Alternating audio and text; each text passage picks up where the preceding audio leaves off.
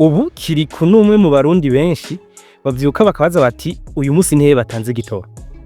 Kirikou akiri kandi aherutse kwinjira ku rutonde rw'abakoresha urubuga igitoro pass gwishira hamwe Sopebo. Ashobora kuba atavyarakora ariko ubu Kirikou biroroshe ko yo kwiyagaza canke yo kugenekereza ahantu akoresheje agakontaki. Kubera indirimbo yiwe ahanihe, uyu muririmbyi aherutse gutahukana ihiganwa ry'indirimbo yaranze umwaka ryari ryatunganijwe n'ishirahamwe ikorera mu gisata c'inyubako. Agashimwe yatahukanye ni umuduga mushashi ufise imparati ya vuba ya M. Ego kuva itariki 15 ku kwezi Kirikou ari bagnolé.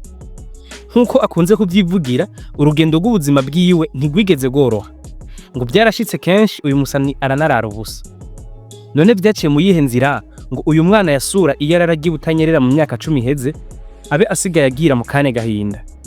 Byagenze gute ngo uyu mwana yinjiye barabara ku myaka mike cyane abe umuririmbyi rurangiranwa maze indirimbo ziwe zigatambwa n'abakomeye barimwe abashikiranganje, abakozi b'Imana n'abandi. Tubigaruke ko gato. Mu mazina yiwe nyakuri ni niyo nkuru Yusuf Akbar.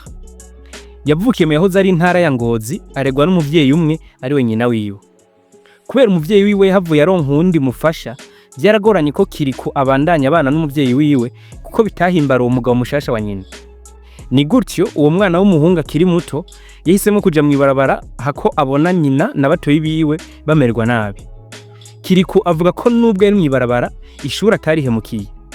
Mu bigoye no mu vyoroshe uyu musore yaragwanye yamara ageze mu mwaka wa 5 biranga ngo abanza guhagarika kuko atarafise umuntu amushigikira.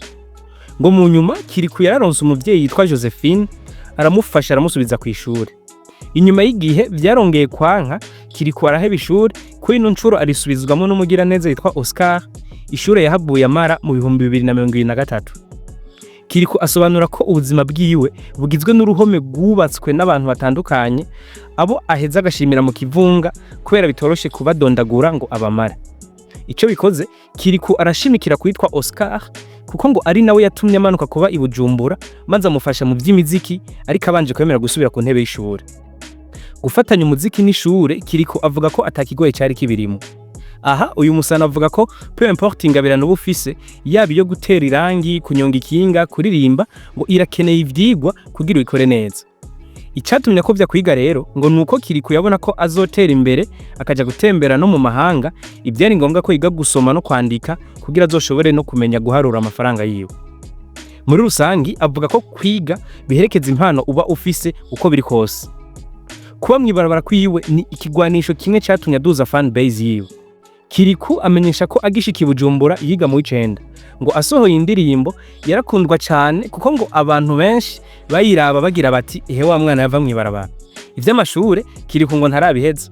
Yifuza ariko ko ayakurikira ni kuvuga ya kaminuza atoyabandaniriza ha mu gihugu ahubwo agiriye bakwe agashigikirwa iyo yabandaniriza hanze yacu. Aho yatangiye intahi yiwe muri yaga mu 2023 Kirikou ntiyari bwigeraho nyuza ikirenge muri rutemikirere.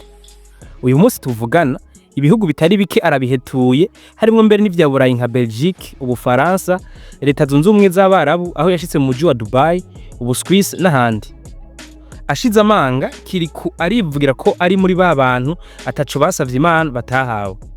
Nubwo intango z'ubuzima bwiwe zagaragaramwe igipfungu cinshi, uyu munsi Kirikou n'umusore yifashe mu iterambere. Ntawo barengeje urugero avuze ko ubuzima bwiwe ari ingereranyo ya wa mugani w'abarundi ngo agati gateretswe n'Imana ntigapfa guhenurwa n'umuyaga. Weho iterambere ry'uyu muririmbyi ryakira gute?